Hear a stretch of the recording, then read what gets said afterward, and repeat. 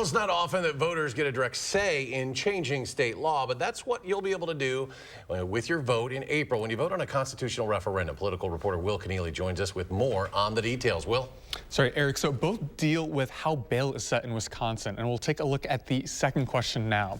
So for background, currently bail can only be set in Wisconsin to make sure that a defendant returns to court for their trial. But there are some other conditions that a judge can set, like no contact orders to prevent witness intimidation or other conditions to prevent serious bodily harm. So this is that second question here. And so it's asking you whether you want judges to consider the totality of circumstances when setting that dollar amount for bail.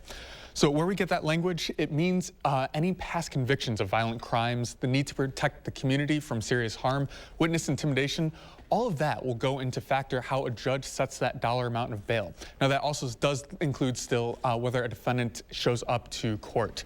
So a person with a past conviction of criminal history of violent crimes would likely see their bail raised because of that history. Now you'll also likely see at least one other referendum on your ballot. For most voters though, that is a non-binding referendum, just essentially a statewide polling question. These two bail reform referenda are the only two binding referenda statewide. And later tonight, you'll see a full breakdown on channel3000.com.